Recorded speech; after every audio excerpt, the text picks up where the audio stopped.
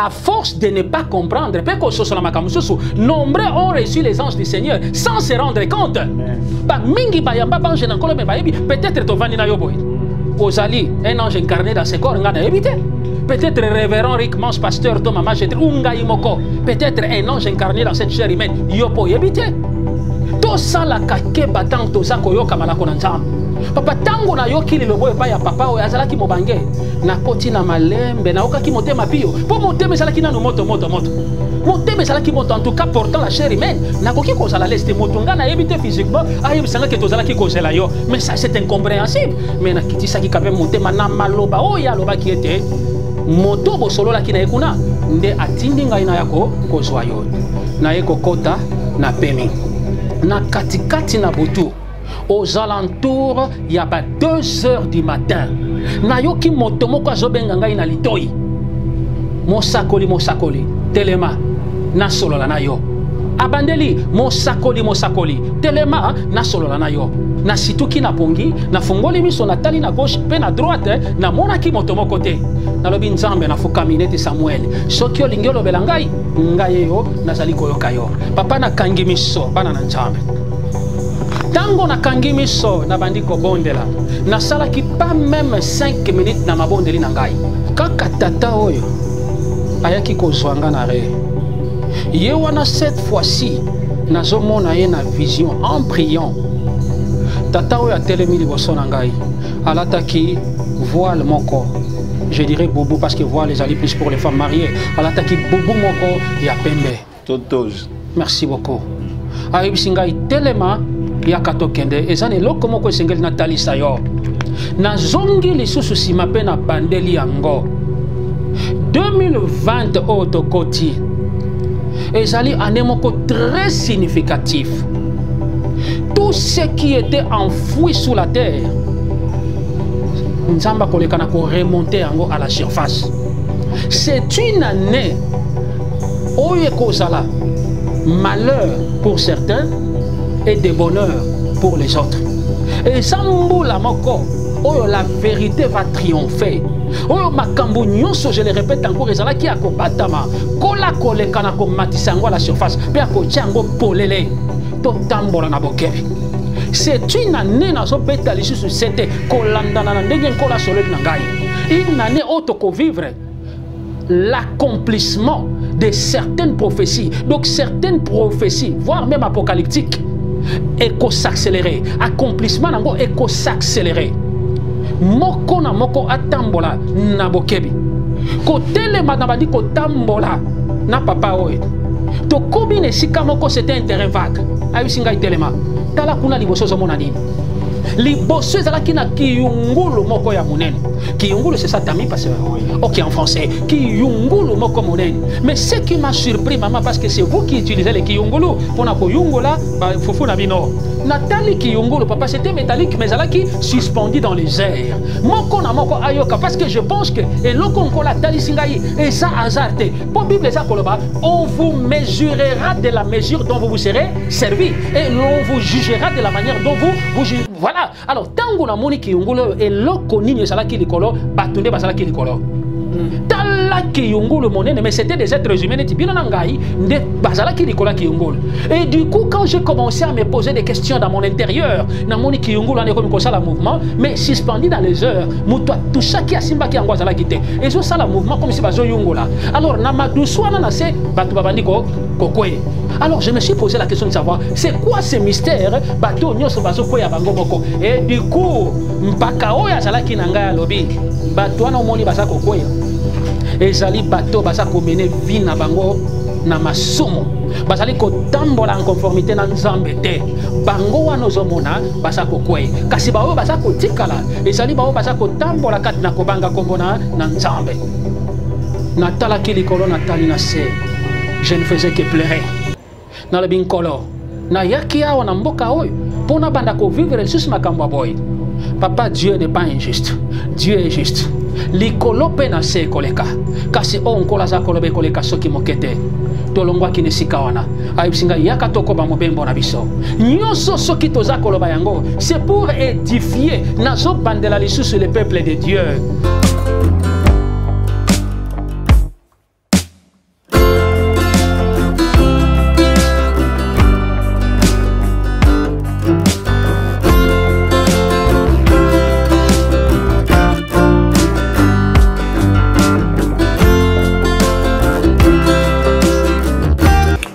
shalom à vous les enfants de Dieu.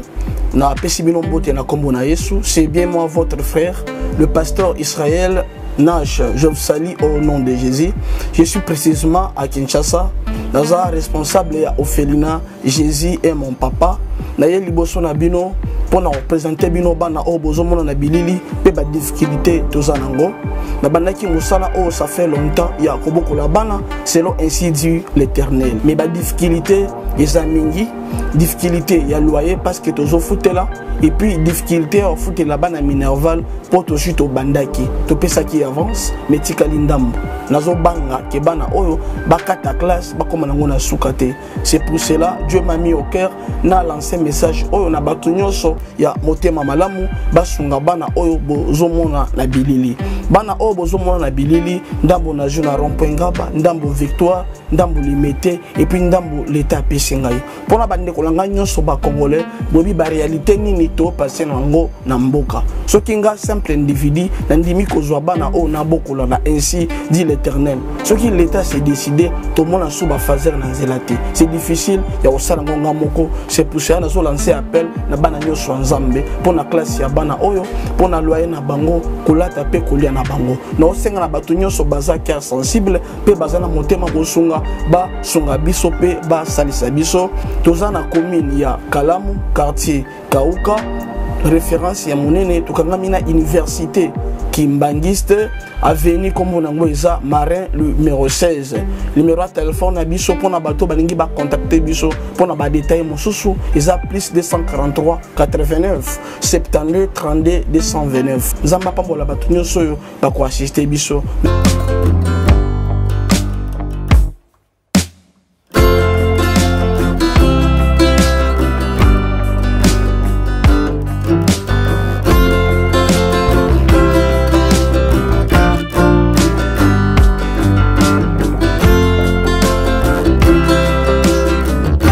Pankola pambola yo apambola biso nyonso nakanisi ezali esengo nazalaki na bino kola lekaki na kodeplace ngai nakanisi natondisami na esengo ya komona pasteur na pesi ya pasteur Shalom kola pambola ya mingi natondisami na esengo lisusu ya komona mama Jetri Shalom mama na yo moko mopanzisa mokolo apambola yo ezali esengo ya kokutana na bino lisusu mokolo na lelo ya solo nazalaki te na se deplaçaki na bosenga na ngai moko te kasi nkolo ndalekaki na kodeplace ngai mpe nkolo adeplaçaki ngai wapi na mboka oyo tobiangi na nkombo ya Boma.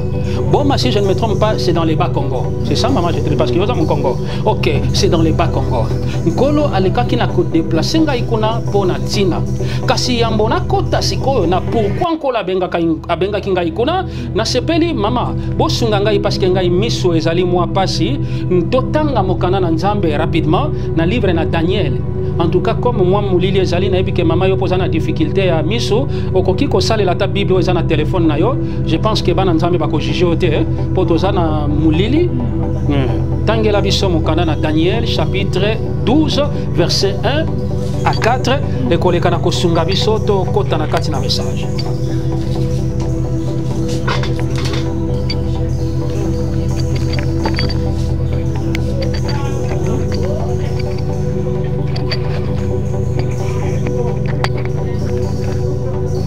Daniel chapitre 12 verset 1 à 4.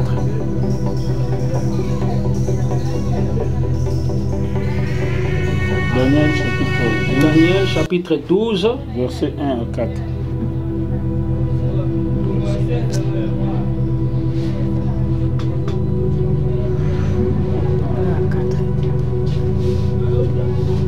Je lis de la part du Seigneur. Amen. En ce temps-là s'enlèvera Michaël, le grand chef, le défenseur des enfants de son peuple, de ton peuple, et ce sera une époque de détresse, telle qu'il n'y en a point eu de semblable depuis que les nations existent, jusqu'à cette époque. En ce temps-là, ceux de ton peuple qui seront trouvés inscrits dans le livre seront sauvés. Plusieurs de ceux qui dorment dans la poussière de la terre se réveilleront, les uns pour la vie éternelle et les autres pour l'opprobre, pour la honte éternelle. Ceux qui auront été intelligents brilleront comme la splendeur du ciel, et ceux qui auront enseigné la justice à la multitude brilleront comme des étoiles à toujours et à perpétuité. Toi, Daniel, tiens secrète ces paroles et scelle le livre jusqu'au temps de la fin. Plusieurs alors le liront et la connaissance augmentera. Amen. Amen. Amen. Vous arrêtez par là. Merci maman. Kolo Apangolayo. Je vais reprendre le micro.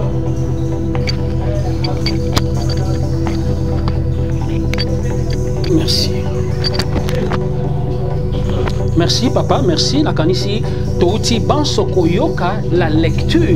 Il y a Daniel chapitre 12 verset 1 à 4. Wanande Kosunganga ina le kana pour introduire message na mokolona na lelo.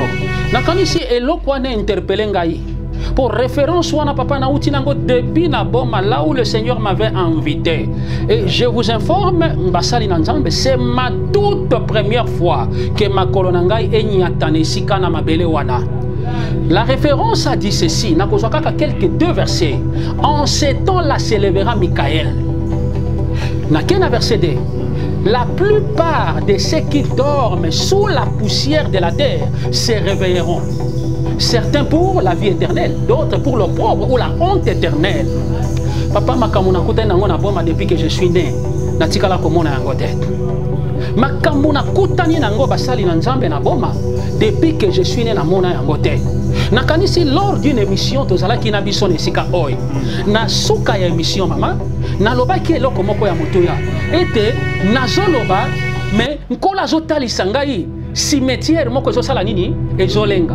Papa ngala zalaki komona yango tozalaki na bino na Kinshasa, mais nake kokutana na yango na boma. Nake ko vivre yango physiquement, je dirais dans la vision na boma. Nakanisi nkolo alekana kozwa lokomo. Tika na yebisa biso eloko moko. 2020 oyo papa tokoti ezali une année historique. C'est une année oyo bandeko nyonso baza kolanda biso. Toyeba ete tout ce qui est enfoui sous la terre, Dieu les ramènera à la surface. Na bandeli lisusu nyonso oyo batami na sena mabele. Peu importe nature nango, d'une manière spirituelle que les réfléchis comprennent, nzamba kolekana ko remonter yango à la surface. C'est une année papa où la vérité va triompher. C'est une année maman où nzamba ko mettre à nu nakanisi eloko na bani koloba ngo lelo te. Où nzamba ko mettre à nu tout ce qui était caché. C'est une année de jugement. Quand je dis de jugement, c'est-à-dire de jugement des méchants. C'est une année où nzamba kolekana ko talisa moko na moko ete basakana kana kombo na nzambe ata soki mokete. Tout à l'heure nazalaki koloba ete nkola bianga kingai na boma. Naeba kite objectif nini onkola lekaki na kobengela ngai na mboka wana. Mais j'étais dans l'obligation à kokoma. Ngai abatonake na boma famille te, ndeko te, papa te, mama te, connaissance moko te. Na tuni nkolo. Mais nako kende kuna ndenge nini nazana ndeko moko te kola lobi yo kende ngai moko na yebi nini nako sala. Bao ba yebi mboka boma mama je trade pasteur ezali na yebi te soki na kobenga ngo territoire soki na kobenga ngo ville soki na kobenga ngo nini commune soki nini je ne sais pas mais ezali esika moko ba bengi ngo soki machwaba soki machwaba bandeko ba yebi boma bakoyeba esika wana. Voilà esika nkolo amemaki ngai kuna. Nakutani na makambo moko impossible. Kokoma na ngai na komi kuna mokolo ya liboso. Nakoma ki aux alentours ya 19h. Na lobino esengeli na luka esikani na kotia moto. Kokitana so kitana re. Na bandi kotala na gauche na bandi kotala na droite. Na miyo keli mawa. Batu nyonso pratiquement tokitaki na bango na bis bakoma kiko kokende. Ba misusu bandeko bazoya kozwa bango. Siko ngai na komi ko kasoni. Awa ngai moko ndeko te nkolo yango omemi ngai ya pona bima ridicule to likamoni. Papa batu basila qui en principe na tikala ki ngai moko nazotala kaka bis boy. Du coup quelques minutes après namoni papa moko ndoto te mais physiquement. Papa moko azoya asimba ki kana na physiquement. Papa wana azoya tango akomi pembeni ya bis ateli abani ko tala ngai. Abani ko tala ngai ozoyoka vraiment lingala na izana accent ki Congo azotala ngai. Alors mwana yonde tozalaki kozela na situ ki na bon peut-être azoloba na batu ya agence ngai te na beti kala na monya abandi ko lakisanga musapelo papa yonde to bandaki kozela Oh, Nathalie na lui bobanda ki kozela moza yo moko. Siko bobanda ki kozela parce que bon c'est le plus réel. Yo na nani na mituni mutuna wana. Mama na moni papa wana ye ajinga na liboko. Alabi tokei outi mobembo molayo lembe sengeli o opema. Nalobi ah nzambe soki yo ndo bandi lisusu makambo na yo lokumu ezonge pai na yo. To bandi ko kende na tata wana. To bandi ko kende to komi na ndako moko. C'était vrai papa mboka on est un village. Donc Zamba à gauche et à droite et c'est là qui combine une cage là avec papa oza moto outi mosika na mobembo to peso esika yango yo o le kanako ko pemisa moto nabi papa est-ce que awa yo zo zwanga ikino nesiko ezali po sala nga mabete alobi moto atindi ngai na ko zo yo yebiete ezali moto solo la kina ye uta na Kinshasa kote yo uti mais nga na ye kaka ko zo yo na la kiso place yo ko pemisa moto papa na lingi na lobelo comme ko quand je suis en train d'insister que tango to landa ka ba émission to zo akata ya ko bonde la nzambe je sais de quoi je parle au moni na sena mo ineke to zali boy papa les anges sont descendus na mokili na biso je vous dis que même la Bible dit ceci à force de ne pas comprendre nombreux ont reçu les anges du Seigneur sans se rendre compte mingi ba yamba bange na kolo me ba yebi peut-être to vandi na yo boy ozali un ange incarné dans ce corps ngana éviter peut-être révérend Rick Mans pasteur to mama jetri unga imoko peut-être un ange incarné dans cette chair humaine yo po yebite to sala kake batang to za koyoka malako na nzambe papa tango na yoki lilobo epa ya papa oyo azalaki mobange na koti na malembe na okaki motema pio po motema ezalaki nano moto motema ezalaki moto en tout cas portant la chair humaine nakoki kozala leste moto nga nayebi te physiquement ayebisanga ke tozalaki kozela yo mais ça c'est incompréhensible mais nakitisaki quand même motema na maloba oyo alobaki ete moto bosololaki na ye kuna nde atindi ngai na yako kozwa yo na ye kokota na pemi na katikati na butu aux alentours il y a 2 heures du matin na yoki moto moko azobenga ngai na litoi mosakoli telema na solola na yo abandeli mosakoli telema na solola na yo na situki na pongi na fungoli miso na tali na gauche pe na droite na monaki moto moko te nalobi nzambe na fukami nete Samuel soki olingi olobela ngai yo nazali koyoka yo papa na kangi miso bana na nzambe tango na kangi miso na bandi kobondela nasalaki pas même 5 minutes na mabondeli na ngai kaka tata oyo ayaki kozwanga na re ye wana cette fois-ci nazomona ye na vision en priant tata oyo atelemi liboso na ngai alataki voile moko je dirais boubou parce que voile ezali plus pour les femmes mariées alataki boubou moko ya pembe totos merci beaucoup ayebisi ngai telema yaka tokende eza na eloko moko esengeli natalisa yo nazongi lisusu nsima mpe na bandeli yango 2020 oyo tokoti ezali année moko très significatif tout ce qui était enfoui sous la terre nzamba koleka na ko remonter yango à la surface c'est une année oyo ekozala malheur pour certains et de bonheur pour les autres et sambula moko oyo la vérité va triompher oyo makambo nyonso je le répète encore ezalaki akobatama kola koleka na komatisa yango à la surface pe akotia yango polele totambola na bokebi c'est une année nazobeta lisusu sete kolandana na ndenge nkola sololi na ngai une année oyo tokovivre l'accomplissement de certaines prophéties donc certaines prophéties voire même apocalyptiques s'accélérer accomplissement nango s'accélérer moko na moko atambola na bokebi kotelema na bandi kotambola na papa oyo tokobi na esika moko c'était un terrain vague ayebisi ngai telema tala kuna liboso ozomona nini liboso ezalaki na kiyungulu moko ya monene kiyungulu c'est ça tami parce que ok en français kiyungulu moko monene mais ce qui m'a surpris maman parce que c'est vous qui utilisez les kiyungulu pona koyungola ba fofu na bino natali kiyungulu papa c'était métallique mais ezalaki suspendu dans les airs moko na moko ayoka parce que je pense que eloko nkola tali singai eza hasard te po bible eza koloba on vous mesurera de la mesure dont vous vous serez servi et l'on vous jugera de la manière dont vous voilà alors tango na moni kiyungulu eloko nini ezalaki likolo batunde bazalaki likolo tala ki yungulu monene, mais c'était des êtres humains. Et du coup, quand j'ai commencé à me poser des questions dans mon intérieur, namoni ki yungulu ane comme ça la mouvement, mais suspendu dans les heures, muto tout ça qui a simba qui angwa zala kité. Et zo ça la mouvement comme si bazo yungula. Alors namadu swana na se batu babandi ko kokwe. Alors je me suis posé la question de savoir c'est quoi ce mystère bato nyoso bazo koya bango moko. Et du coup, mpaka oya zala ki nanga ya lobi. Bato wana omoni baza kokoya. Ezali bato baza komene vie na bango na masumu. Bazali kotambola en conformité na nzambe te. Bango wana ozomona baza kokoya. Kasi bao baza kotikala. Ezali bao baza kotambola kati na kobanga kombona na nzambe.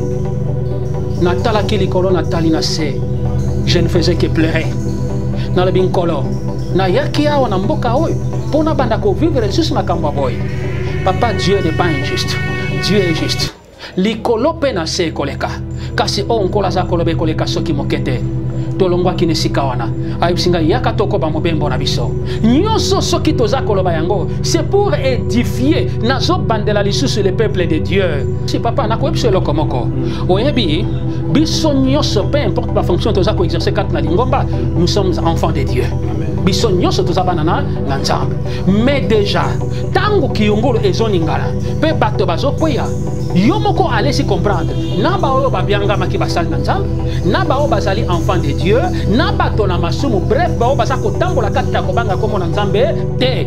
C'est ça l'explication que ce vieux qui était à mes côtés alika ki na kopesa ngai. Alors qu'il réfléchit comprenne. Tolongwa ki ne sikawana pe to banda ki kokoba mobembo na biso. Je disais ceci tout à l'heure.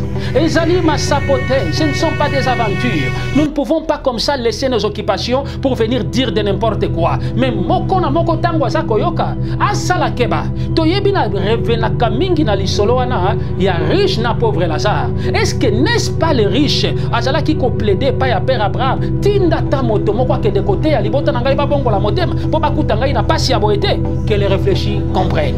Tango toye ko koma nesika ya mibale maman je triste. En tout cas na ebiete ko sala o pasi parce que vous êtes une maman, mais moi je ne dois laisser que la vérité triompher. Soki na solo bango parce que ndeko oya ngai moko ya mwasi na monaki ye na lingi bandeko nyoso ya biso pe basi pe ya mibale ba yoka eloko ya mibale interpeller boko na boko kasi na kokota vraiment wana mingi te pour gagner le temps na kolobela yango parce que c'est tout un message za moulayi na kolobela yango dans les jours qui viendront mais na zo pe sakaka l'essentiel tango to komi na lobi bien par rapport à deuxième point na lingi na lobela tango to komi ne sikawana papa ayebi ngai ozomona matiti wana eza liboso na yo na lobi na moni alobi qu'est-ce que tu es en train de remarquer na bino na somona foule ya bato bazalaki ebele bazalaki subdivisé en deux parties. Ba mama to bana basi bazalaki na loboko ya mobali. Mais na moni ba mibali bazalaki na loboko ya mwasi. Malgré que biso to lobaka ke no loboko ya mobali ndi ya mobali, mais moi j'ai fait le contraire. Na moni ke na loboko ya mobali ba mama bana basi bazalaki ebele na loboko ya mwasi ezalaki bana mibali. Qu'est-ce qui m'a interpellé? Papa ezalaki passe. Je vous dis que ezalaki passe. Na comprenaki te pourquoi miso na ngai ekendaki plus tôt et se focalisaki plus vers ba mama. Tango na baluki na tali ba mama, papa ezalaki très compliqué. Nazomona ba mama, mwana mwasi alati jupe, comment on appelle mini jupe, ti aw. Mais alati chemise na col pastoral. Na lobi bien mini jupe, mini jupe vraiment. Ozomona que toutes ces couches dehors, mais na chemise avec col pastoral. Ozomona basi monsieur papa mutu ezaka moko mais ekaboni na biteni ebele. Ozomona bana basi monsieur papa ba manzaka oyo ezalaki après de 10 cm lokola nkoi. Ozomona bana basi monsieur papa balati minyololo na lobi bien minyololo ezalaki minene comme de chaîne o ba benda kanango mutuka na kingo. Papa j'avais crié. Tango na gangi na lobi oyo nini. Écoutez, la Bible dit le ciel et la terre passeront et sengo kaka na oyo ndimi. Tango na mituna wana mwanje na nzambe ayeko yebisa ngai tala nanu bango malamu nanu moni malamu te. Tango na baluki na tali lisusu malamu eloko epusaki nga na nganga lisusu nazomona likolo ya nzoto ya bana basi banyoka moko ya mike ezotambola. Misusu nazomona ba araignée ezotambola bango na nzoto. Misusu nazomona ba papillon, bref ba rapace ba nyama ndenge na ndenge ya mike. En tout cas nakokaki ko supporter le côté. Nalobi nzambe. Oyo makambo nini nga nazomona j'ai commencé à pleurer. Alobi ba toi nazomona ba maman pasteur, ba intercesseurs, ba maman évangéliste, ba mama prophétesse, bref bana basali na nzambe, mais bazako copier makambo ya mokili. Mama pasteur, mama prophétesse musali na nzambe, mais ozwa kozwa manzaka, ozako placarder ba manzaka na yo comme si on nzamba pesa ki ekokite, ozako bakisa oya yo ekoma milai lokola soki ndenge nini. Tala ndenge nzamba talisa kingai bango. Ba mama pasteur basali na nzambe, na Bible na liboko mwana mwasi, mais tala nzoto na ba tatouage na nzoto. Pe mpako eko yebisa ngai. Ba nyoka wana zomone, magoro wana zomona baso tamula na nzoto. Tout ce que tu vois ba tatouage na bango. Ba misusu ba beta ba tatouage ya nyoka, misusu na ebité ya ligorodo, misusu na ebité ya ba différent nyama onga na monaki. Papa, je ne faisais que pleurer. Alobi ba oyo zomona mituna bango divisé wana soki kaka soki. Maman je trade. En tout cas, ba mama ba yina ngai te. Je ne fais que vous dire ce que moi, le Seigneur m'a demandé de dire. Papa, ils ont su qui moko nzamba azo reconnaître yango. Et ça, oh ba maman ba benda kayango nyoso simaboye. Ache so qui sert Antoinette na simawana. Comment vous appelez la sœur là, Antoinette hein? Il y a un truc là que ba maman ba tchaki kanga kase. Par chouchou, ok. Bah ça qui n'a comme chouchou, ce qui sert nani na éviter. Alors, qu'est-ce qui va se passer, papa? Mi tout ya koka bona kabona. Mi chouchou zomona kingo et loko ya munene un collier bignololo. Nalobi oyoni ba chaînette. Papa, je vais vous dire une chose. En vérité, je vous le dis. Le diable est en train de se servir de la beauté pour na komema bana basi mingi dans la perdition. Satan a se servir mingi, j'insiste encore, na beauté pour aller kanako baby sakondi bayabana na nzam. Nous connaissons tous l'histoire d'Esther. Et l'okonini Esther aleka ki na ko compliqué na nzoto na ye. Aleka ki ko toni sa ba Jérusalem na bité na. Je m'excuse na bosa na kamwana. Rouge à lèvres, merci. Aleka ki na kotondi sango na mbebo na ye, po ba mona ke ye mwasi. Aleka ki na kotondi sa ba minyololo na kingo na ye, to aleka ki na kozwa manzaka. Où est la différence, lobi Patrice Ngoyi Mosoko? J'ai cherché le monde, je l'ai trouvé dans l'église. Et l'église, je l'ai trouvé dans le monde. Confusion. Manzaka comme le kola ba épervier. C'est quoi je me demande? Tango baso tondi sa ba manzaka, comment il se lave? Balia kandenge nini? Pour déjà le manzaka eleki même na musapi na mulai. Mais c'est quoi okokate loko ndenge ni? Papa tozo luka nini? Banzote comme le colle à papier, bazo tcha caché, ce qui réussit, ce qui habillé, ce qui anime. Ko beta. Donc Nzambe oya kela kibiso. Azali pamba. Je ne faisais que pleurer. Pourquoi je pleurais? Pour batali sakinga indeko ya oya ngai moko ya mwasi. Oyo tobotami na ye papa moko, pe mama moko. Pe tango na tali ye papa. O ndenge nga na mona ki ye. En tout cas nazala ki kolle la makasi. Point wana ezali tellement moulayi. Mais na sepeli ete na mikolo ezali koya tokolekana ko sala lisusu émission moko on a kolekana ko kota penza na mozindo pona lobela kaka pon wana soki okoki kopesa ngai nzela nalekana ko continuer na message. Mais par rapport à point wana ba mama ba bitungisa mate ba kanisa peut-être na lobeli plus bango mais ba papa pe na touché dans le point naté. Mais il y a aussi des références bibliques oyo mpaka oyo azala ki pene na ngai aleka ki na ko communiquer ngai que les réfléchis comprennent.